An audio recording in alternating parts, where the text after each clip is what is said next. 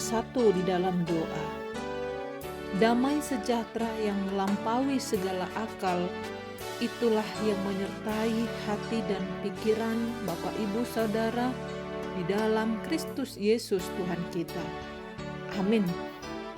Bapak Ibu Saudara-saudari yang diberkati Tuhan, renungan di akhir pekan ini, Sabtu tanggal 20 Februari 2021, tertulis di dalam Injil Matius pasal 10 ayat 39.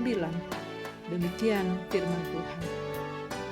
Barang siapa mempertahankan nyawanya, ia akan kehilangan nyawanya. Dan barang siapa yang kehilangan nyawanya karena aku, ia akan memperolehnya. Demikian firman Tuhan.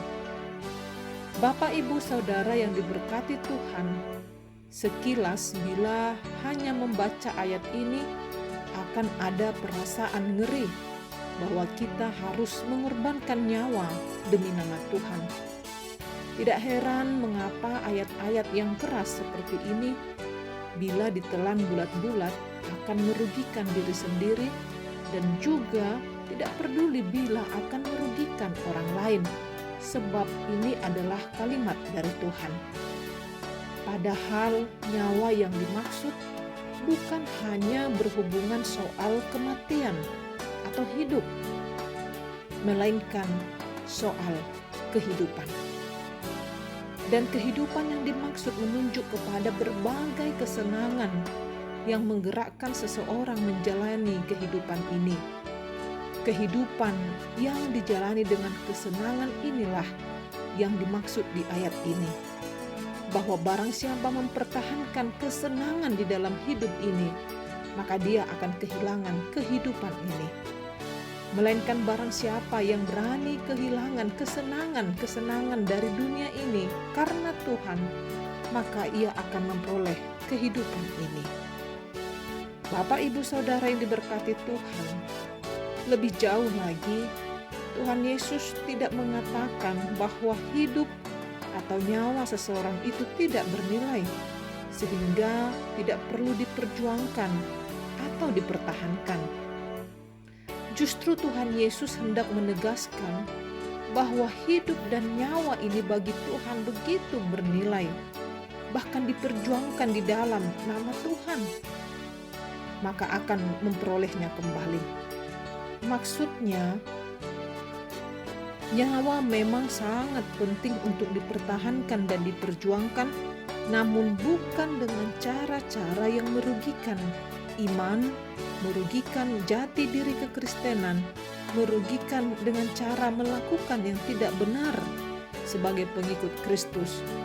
Sebab tidak sedikit orang yang mempertahankan hidupnya tanpa peduli apakah yang dikerjakan itu justru tidak sesuai dengan norma-norma kehidupan. Terutama di masa pandemi ini.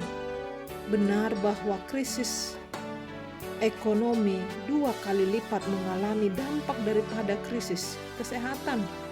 Kesehatan tubuh memang terganggu, namun kesehatan pikiran karena ekonomi berdampak bagi banyak orang. Sehingga yang mengalami kesulitan ekonomi tidak takut mempertahankan hidup ini dengan cara mencuri, merampas hak milik orang lain karena alasan krisis di masa-masa sulit ini. Sebaliknya ada juga yang berkecukupan hidup dengan cara bersenang-senang, hanya supaya happy, supaya lebih bersuka cita untuk menaikkan imun, tanpa peduli ada orang-orang yang di sekitar yang membutuhkan. Dan lihatlah, ada orang yang sangat menyukai kesenangan untuk merawat bunga, tetapi jarang orang yang mungkin gemar menjualnya atau gemar untuk merawatnya, justru mencuri bunga-bunga yang ada di tetangganya atau yang ada di sekelilingnya. Bapak Ibu Saudara yang diberkati Tuhan, itulah sebabnya Tuhan mengingatkan, barang siapa yang mau kehilangan kesenangan nikmat di dunia ini karena Tuhan, janji Tuhan bahwa kita akan memperolehnya kembali. Karena itu, Ingatlah, hidup ini hanyalah seperti uap. Kesenangan yang dipertahankan dalam hidup ini akan berlalu seperti uap. Kelihatannya nikmatnya sesaat, namun tidak lama kemudian akan hilang diterpa angin.